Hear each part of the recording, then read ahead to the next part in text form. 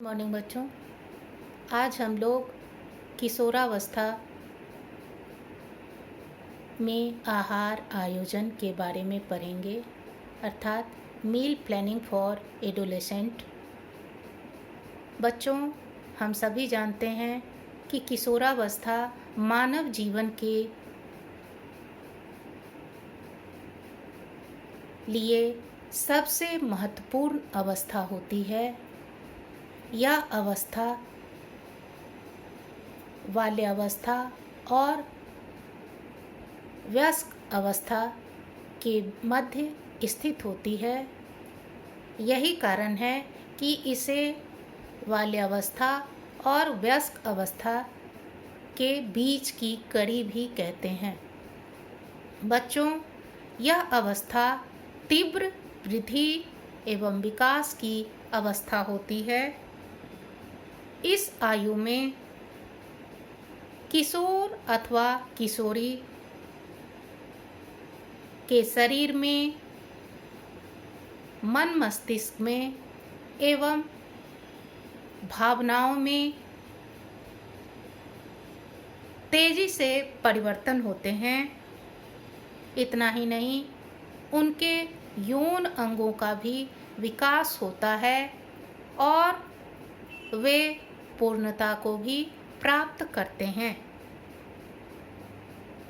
इस अवस्था में एक किशोरी की अपेक्षा किशोर के शारीरिक लंबाई, चौड़ाई एवं वजन में तेजी से विकास होता है।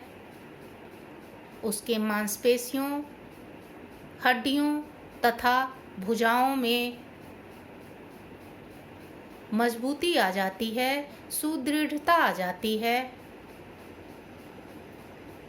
वह एक किशोरी की अपेक्षा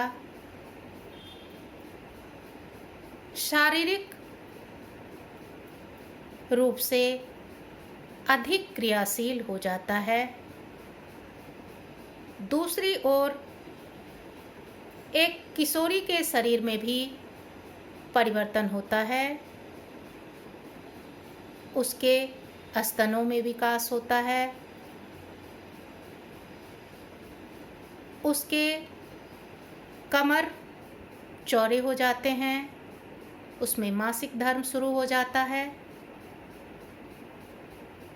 इस अवस्था में एक किशोर की अपेक्षा किशोरी मानसिक तौर पर पहले परिपक्व हो जाती है।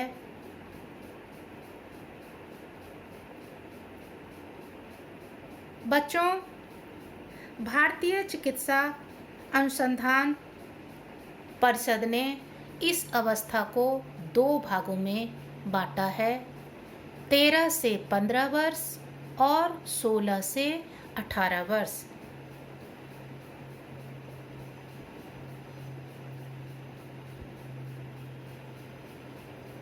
इस अवस्था में किशोर तथा किशोर की पोषण संबंधी आवश्यकता उनके लिंग के आधार पर भी निर्धारित की जाती है। अर्थात शारीरिक वृद्धि के साथ साथ लैंगिक भिन्नता भी इस अवस्था में किशोर अथवा किशोरी के आहार एवं पोषण का निर्धारण करते हैं।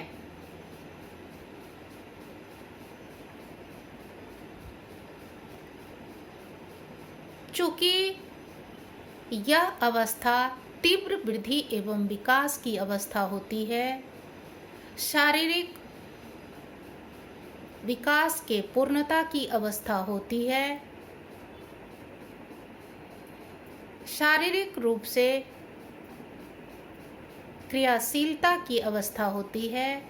इसलिए इस अवस्था में एक किशोर अथवा किशोरी के आहार एवं पोषण का विशेष रूप से ध्यान रखना चाहिए। शारीरिक परिवर्तन के आधार पर एवं लैंगिक परिवर्तन के आधार पर, लैंगिक भिन्नता के आधार पर इस अवस्था में कुछ ऐसे पोषक तत्व होते हैं जो एक किशोरी की अपेक्षा किशोर को ज़्यादा मिलनी चाहिए, और कुछ ऐसे पोषक तत्व होते हैं जो एक किशोर की अपेक्षा किशोरी को ज़्यादा मिलनी चाहिए। इस अवस्था में एक किशोर अथवा किशोरी को प्रतिदिन निम्नलिखित पोषक तत्व मिलने चाहिए।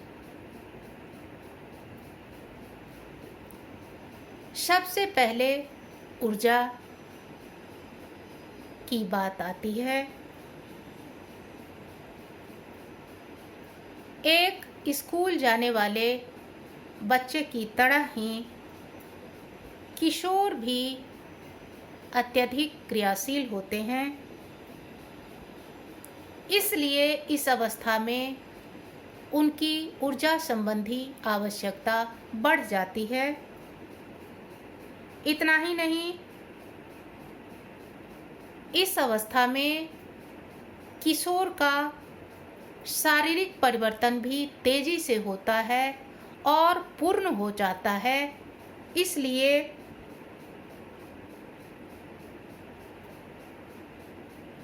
उपाप चयन की गति भी अधिक होती है, अर्थात मेटाबॉलिक रेट भी ज़्यादा होता है, जिसके कारण ऊर्जा की अधिक आवश्यकता होती है।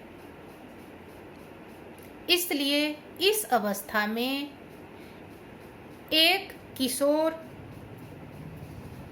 जिसकी आयु 13 से 15 वर्ष है, उसे प्रतिदिन 2450 किलोग्राम कैलोरी ऊर्जा मिलनी चाहिए, जबकि एक किशोरी को 2060 किलोग्राम कैलोरी प्रतिदिन मिलनी चाहिए। दूसरी ओर जिस किशोर की आयु 16 से 18 वर्ष है, उसे प्रतिदिन 2640 किलोग्राम कैलोरी प्रतिदिन मिलनी चाहिए, जबकि एक किशोरी को 2060 किलो कैलोरी प्रतिदिन मिलनी चाहिए। अर्थात हम देख रहे हैं कि वैसे किशोर जिनकी आयु 13 से 15 वर्ष है, उनको 2450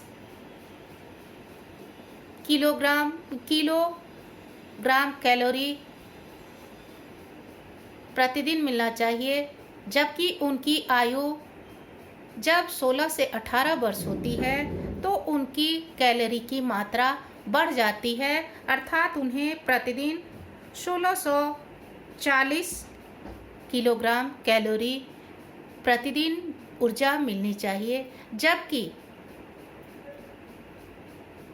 दोनों आयु वर्ग के किशोरी को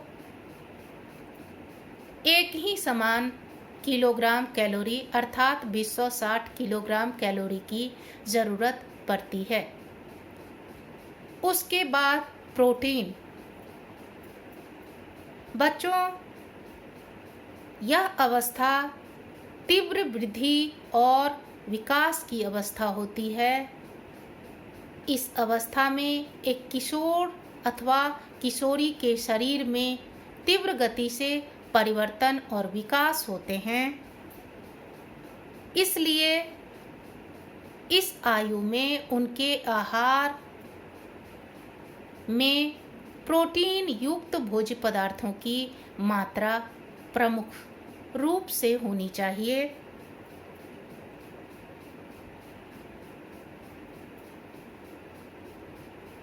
इस अवस्था में एक किशोरी की अपेक्षा एक किशोर को अधिक प्रोटीन की आवश्यकता होती है, क्योंकि एक किशोर एक किशोरी की अपेक्षा इस अवस्था में अधिक क्रियाशील, शारीरिक रूप से अधिक क्रियाशील होते हैं।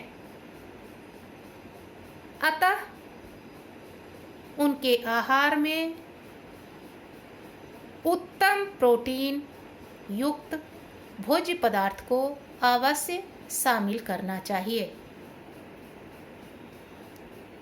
इस अवस्था में जो किशोर 13 से 15 वर्ष के होते हैं उन्हें प्रतिदिन 70 ग्राम प्रोटीन मिलना चाहिए, जबकि वैसे किशोर जो 16 से 18 वर्ष के होते हैं उन्हें प्रतिदिन 78 ग्राम यानी 78 ग्राम प्रोटीन प्रतिदिन आहार के माध्यम से मिलना चाहिए। दूसरी ओर जो किशोरी 13 से 15 वर्ष की आयु की होती हैं उन्हें प्रतिदिन 65 ग्राम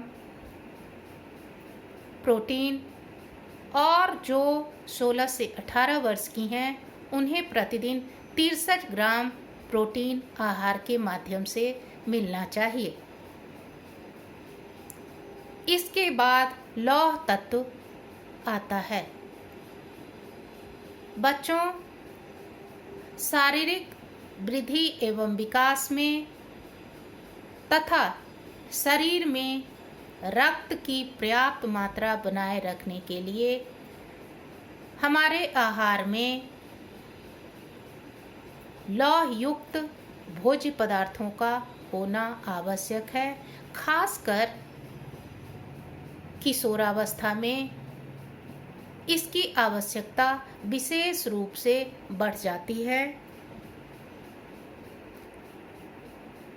इस अवस्था में एक किशोरी को एक किशोर की अपेक्षा अधिक लौह तत्व युक्त भोज्य पदार्थों की आवश्यकता होती है, क्योंकि किशोरियों में मासिक धर्म शुरू हो जाता है, जिसके कारण उनके शरीर में रक्त की कमी हो जाती है। अतः इस अवस्था में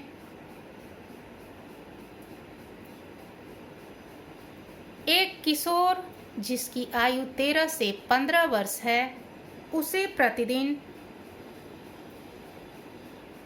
41 मिलीग्राम यानी 41 मिलीग्राम लौह तत्व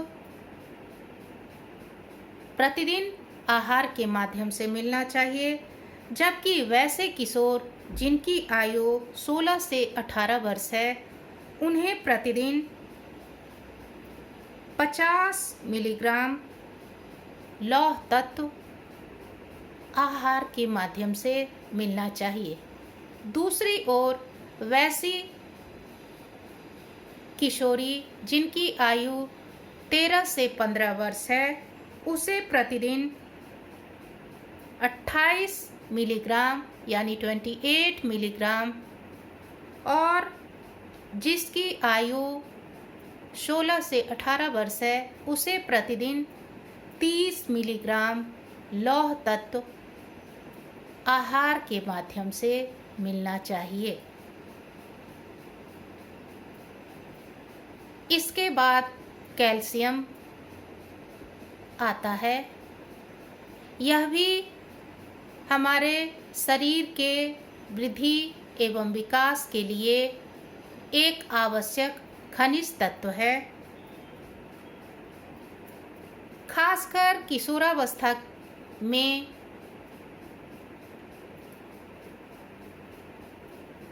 एक किशोर के आहार में कैल्शियम की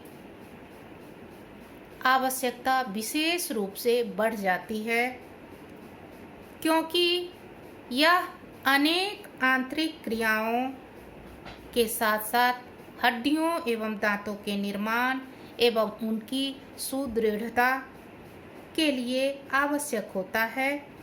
इतना ही नहीं, यह युवा वर्ग को मानसिक तनाव से जूझने में भी, लड़ने में भी मदद करता है।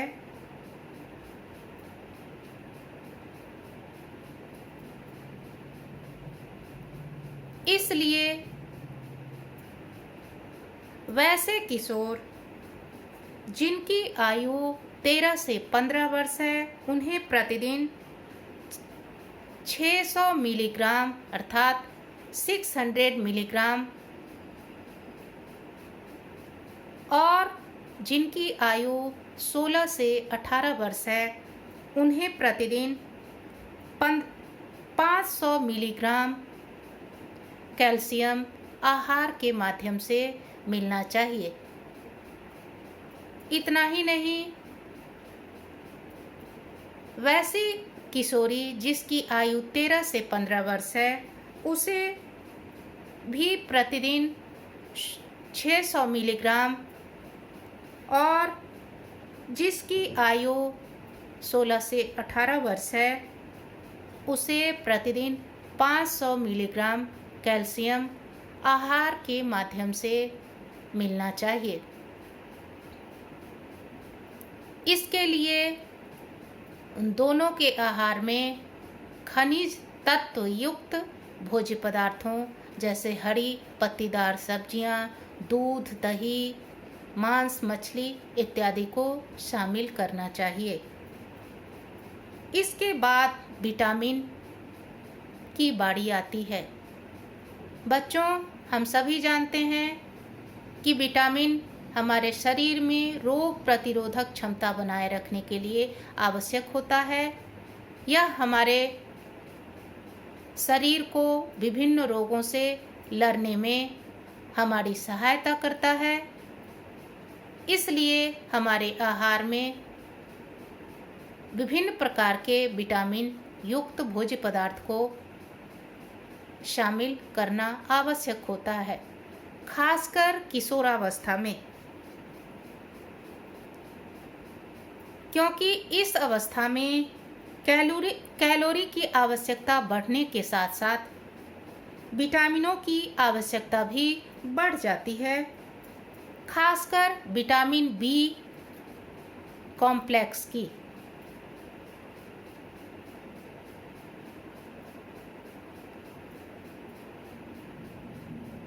ये विटामिन हमारे शरीर को रोग मुक्त रखने के साथ साथ हमारे शरीर में रोगों से लड़ने की ताकत भी देते हैं। अतः हमारे शरीर में विटामिन युक्त भोज्य पदार्थों का होना आवश्यक है।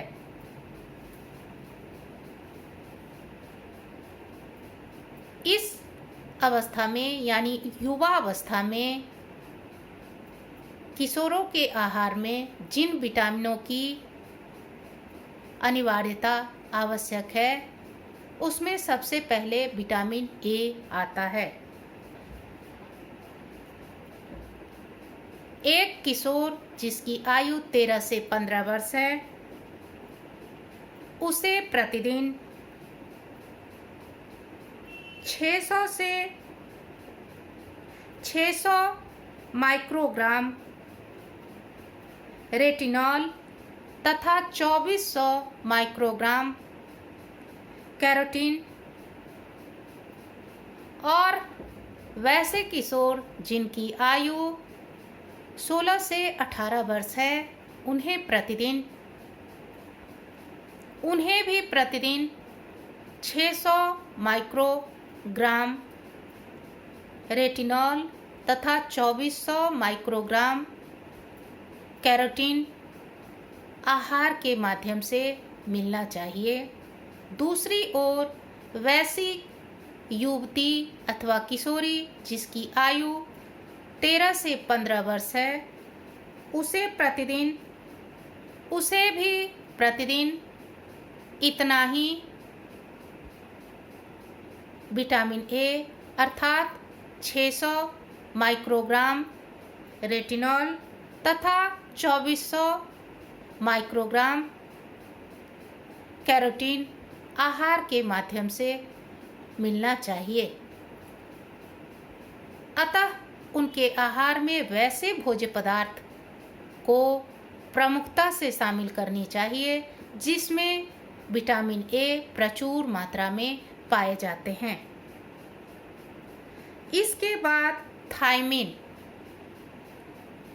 एक किशोर जिसकी आयु 13 से 15 वर्ष है, उसे प्रतिदिन 1.2 मिलीग्राम और जिसकी आयु 16 से 18 वर्ष है, उसे प्रतिदिन 1.3 मिलीग्राम थायमिन आहार के माध्यम से मिलना चाहिए। जबकि एक किशोरी जिसकी आयु 13 से 15 वर्ष है, उसे प्रतिदिन 1 मिलीग्राम और जिसकी आयु 16 से 18 वर्ष है, उसे भी प्रतिदिन 1 मिलीग्राम थायमिन आहार के माध्यम से मिलना चाहिए। इसके बाद राइबोफ्लोविन। एक किशोर जिसकी आयु 13 से 15 वर्ष है, उसे प्रतिदिन 1.5 मिलीग्राम राइबोफ्लोविन और जिसकी आयु 16 से 18 वर्ष है, उसे प्रतिदिन 1.6 मिलीग्राम राइबोफ्लोविन आहार के माध्यम से मिलना चाहिए। जबकि एक किशोरी जिसकी आयु 13 से 15 वर्ष है, उसे प्रतिदिन 1.2 मिलीग्राम और जिसकी आयु 16 से 18 वर्ष है, उसे भी प्रतिदिन 1.2 मिलीग्राम राइबोफ्लेविन आहार के माध्यम से मिलना चाहिए। इसके बाद नियासिन। एक किशोर जिसकी आयु 13 से 15 वर्ष है, उसे प्रतिदिन 16 मिलीग्राम और जिसकी आयु 16 से 18 वर्ष है, उसे प्रतिदिन 17 मिलीग्राम नियासिन आहार के माध्यम से मिलना चाहिए। जबकि एक किशोरी जिसकी आयु 13 से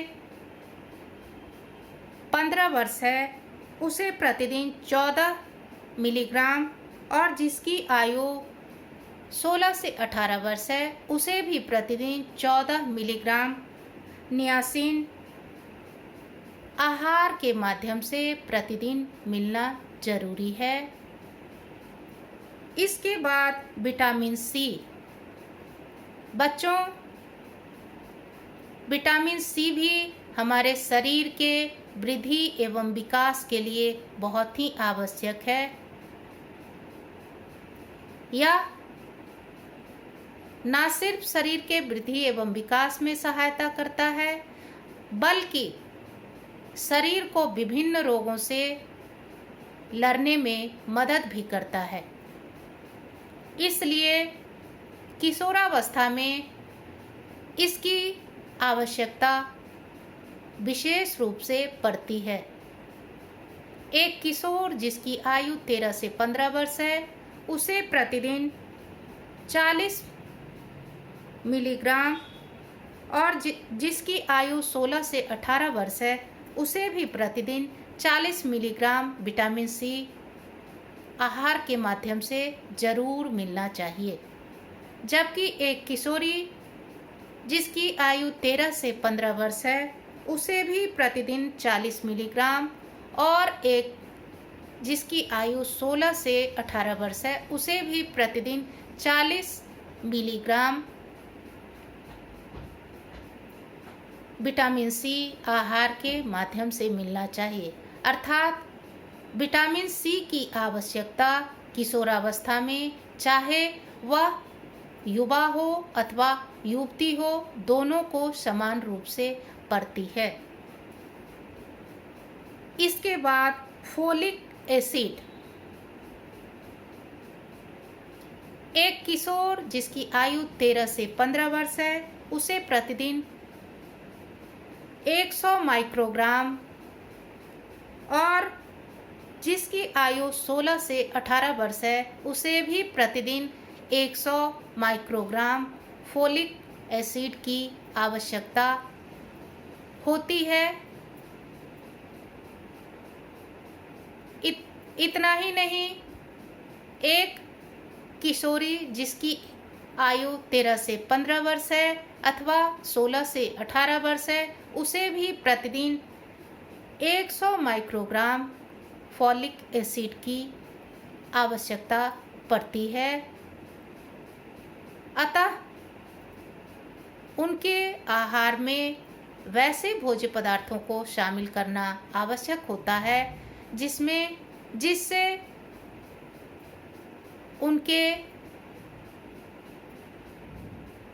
फोलिक एसिड की प्रतिदिन की आवश्यकता पूरी हो सके। इसके बाद विटामिन बी कॉम्प्लेक्स।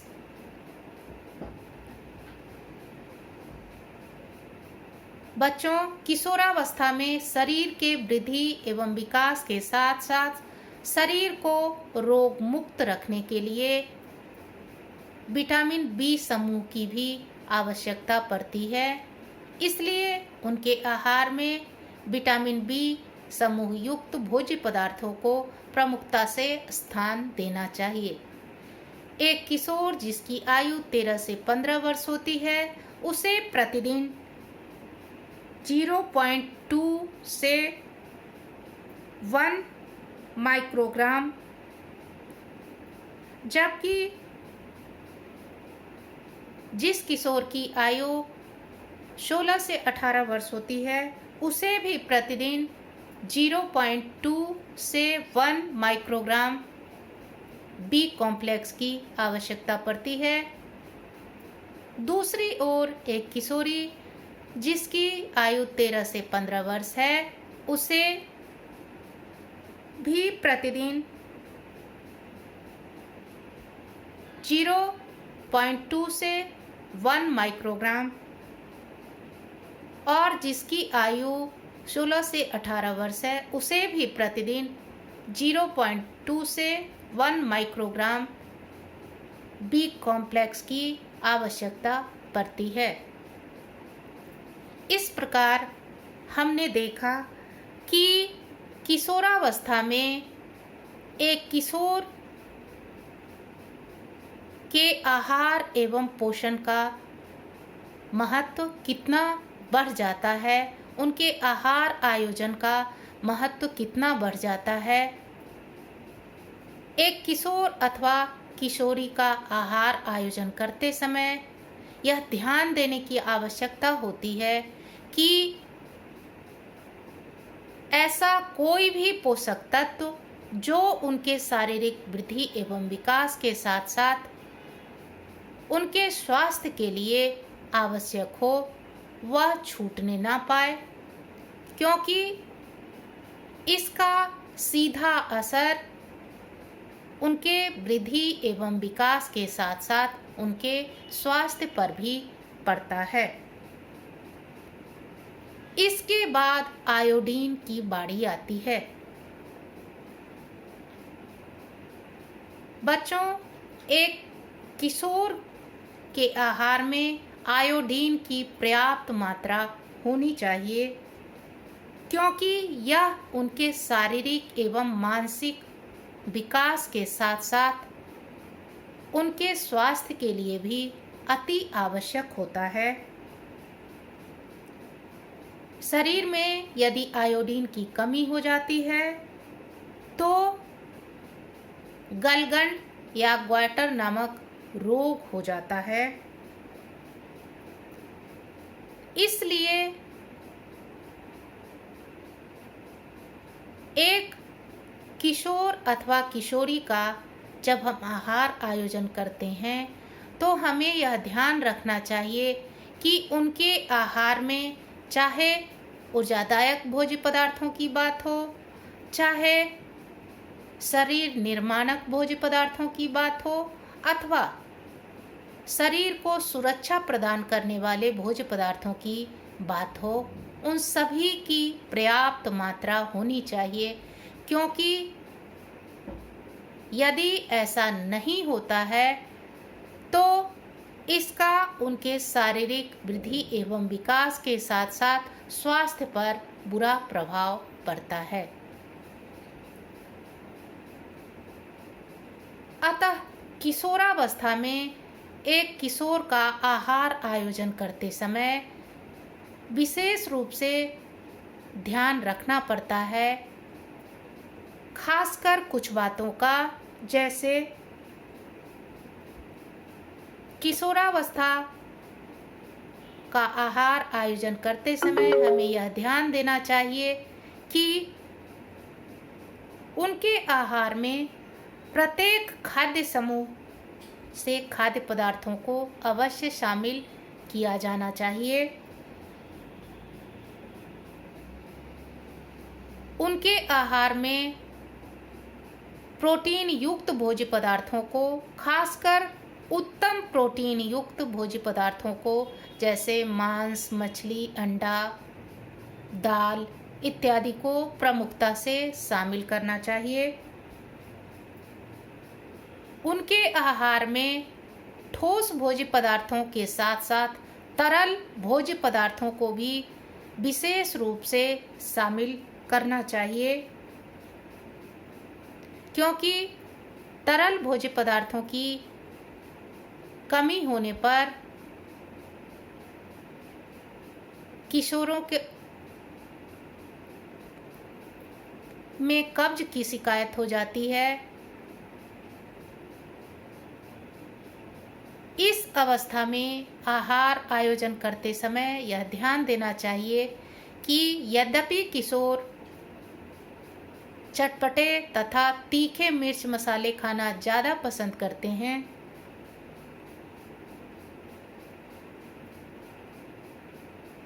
फिर भी उनके आहार में ज़्यादा मिर्च मसालों एवं तैलीय भोज्य पदार्थों को शामिल नहीं करना चाहिए, क्योंकि इससे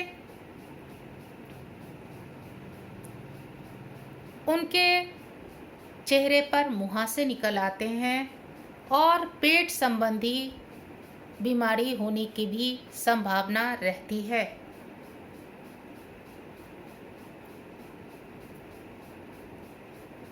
इसके अलावे जब हम किशोर के लिए आहार आयोजन कर रहे हैं तो हमें यह ध्यान देना चाहिए कि उनको तय समय पर भोजन मिलना चाहिए।